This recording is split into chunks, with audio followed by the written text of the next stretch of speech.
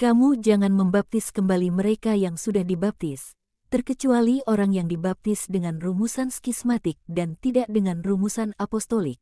Dalam kasus macam itu, suatu baptisan kedua harus diberikan, dengan tunduk tepat pada permintaan orang yang hendak dikristenkan itu, jika dia seorang dewasa, dan tunduk pada pernyataan yang jelas bahwa orang yang bersangkutan ingin menjadi anggota dari gereja yang benar. Dalam semua kasus lainnya, demi memberikan kepada jiwa persahabatan dan damainya dengan Allah, kamu akan menggunakan kata-kata pengampunan yang dipersatukan dengan jasa-jasa Kristus, dan kepada jiwa yang sudah datang kepadamu dengan tobat sejati dan pengakuan yang rendah hati, akan diberikan absolusi. Dan jika seorang tidak dapat datang sebab dia sakit parah hingga dia tidak dapat bergerak, apakah dia akan mati dalam dosa? Akankah ketakutan akan pengadilan Allah ditambahkan pada penderitaan sakrat mautnya? Tidak. Imam akan datang kepada orang yang diambang ajal itu dan memberikan absolusi. Sesungguhnya, imam akan memberikan kepada orang itu suatu bentuk absolusi yang lebih berlimpah, bukan yang komprehensif, melainkan suatu absolusi untuk setiap dan masing-masing organ inderanya, dengan sarana mana orang biasanya berdosa. Di Israel kita punya minyak suci, yang dicampur seturut ketentuan yang diberikan oleh Yang Maha Tinggi, dengan mana altar, imam besar, para imam dan raja-raja ditahbiskan. Manusia adalah sungguh suatu altar, dan dia menjadi raja melalui pemilihannya untuk suatu tahta di surga. Dia, oleh karenanya, dapat dikonsekrasikan dengan minyak urapan. Minyak suci itu akan dibawa bersama ritus-ritus ibadat Israel lainnya dan dimasukkan ke dalam gerejaku, tetapi dengan penggunaan yang berbeda.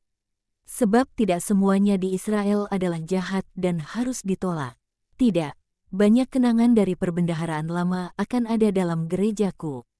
Dan salah satunya adalah minyak urapan, yang akan dipergunakan juga dalam gereja untuk menahbiskan altar, imam besar, segenap hierarki gereja, para raja dan kaum percaya, ketika mereka menjadi para pangeran dan para ahli waris dari kerajaan, atau ketika mereka membutuhkan pertolongan terbesar untuk tampil di hadapan Allah dengan tubuh dan indera mereka telah dibasuh dari segala dosa. Rahmat Allah akan menolong baik jiwa maupun tubuh, jika Allah menghendaki demikian untuk kebaikan si sakit. Suatu tubuh tidak selalu bereaksi melawan penyakit-penyakit juga sebab damainya dikacaukan oleh sesal dan sebab karya setan, yang melalui kematian si sakit berharap mendapatkan suatu jiwa bagi kerajaannya dan menyebabkan keputusasaan kepada mereka yang ditinggalkan. Si sakit akan lolos dari genggaman setani dan emosi batin menuju suatu keadaan damai, melalui kepastian akan pengampunan Allah, yang juga menyebabkan perginya setan. Dan sebab karunia rahmat dipersatukan dalam leluhur pertama kita dengan karunia imunitas dari penyakit dan dari segala bentuk penderitaan, maka si sakit, yang sudah dipulihkan rahmatnya secemerlang rahmat seorang bayi baru lahir yang dikristenkan dengan baptisanku, dapat mengatasi penyakitnya. Si sakit ditolong juga oleh doa-doa sesama saudaranya, yang wajib untuk tidak hanya berbelas kasihan secara jasmani melainkan lebih dari segalanya secara rohani kepada si sakit, guna memperolehkan baik keselamatan jasmani maupun rohani bagi saudara mereka. Doa, sesungguhnya, adalah suatu bentuk mukjizat, Yakobus. Doa seorang benar, seperti yang kau lihat dalam diri Elia, dapat sangat ampuh. Aku mengerti hanya sedikit dari apa yang engkau katakan, tetapi apa yang sungguh aku mengerti itu memenuhiku dengan rasa hormat mendalam kepada karakter imami dari para imammu. Jika aku sudah memahamimu dengan benar, kami akan punya banyak poin kesamaan denganmu, khotbah, absolusi, mukjizat. Oleh karenanya, 3 sakramen. Bukan, Yakobus. Khotbah dan mukjizat bukan sakramen. Sakramen akan lebih banyak dari itu. 7. Seperti kandelar suci bait Allah dan karunia roh kasih. Dan sesungguhnya, sakreman adalah karunia dan nyala api dan dianugerahkan kepada manusia supaya dia dapat menyala selamanya di hadapan Allah. Akan ada sakramen juga untuk perkawinan manusia. Dan ini sudah disimbolisasikan dalam perkawinan suci Sara, putri Raguel, sesudah dia dibebaskan dari setan. Sakramen akan memberikan kepada pasangan yang menikah segala pertolongan yang dibutuhkan untuk hidup bersama seturut hukum dan keinginan Allah.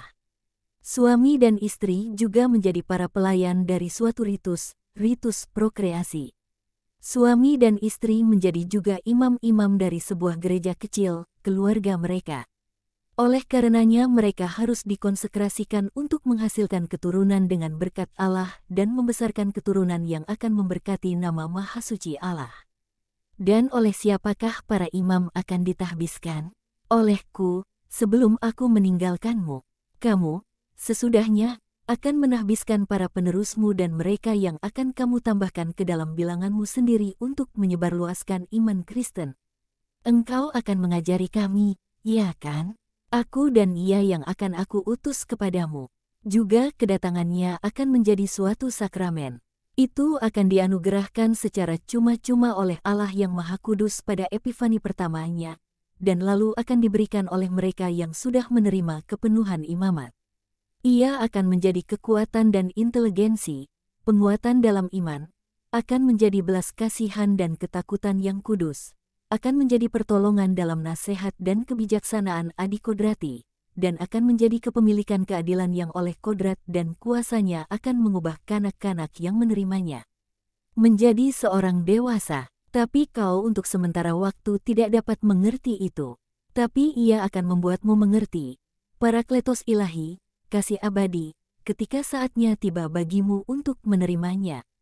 Dan begitu pula, kau untuk sementara waktu tidak dapat mengerti sakramen lainnya. Sakramen itu begitu maha mulia hingga nyaris tak terpahami oleh para malaikat. Dan kendati demikian kamu, manusia sederhana, akan memahaminya melalui keutamaan iman dan kasih.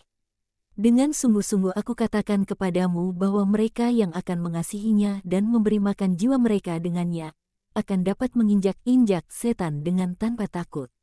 Sebab, aku pada waktu itu akan bersama mereka. Berusahalah untuk mengingat hal-hal ini. Saudaraku, kau akan harus mengulanginya banyak kali kepada rekan-rekanmu dan kepada orang-orang percaya. Kamu semua akan sudah mengetahuinya melalui pelayanan ilahimu, tetapi kamu akan bisa berkata, ia memberitahuku suatu hari, sementara turun dari Gunung Karmel. Ia memberitahuku semuanya sebab sejak saat itu aku ditakdirkan untuk menjadi kepala dari gereja di Israel. Ini suatu pertanyaan lain yang hendak aku ajukan padamu.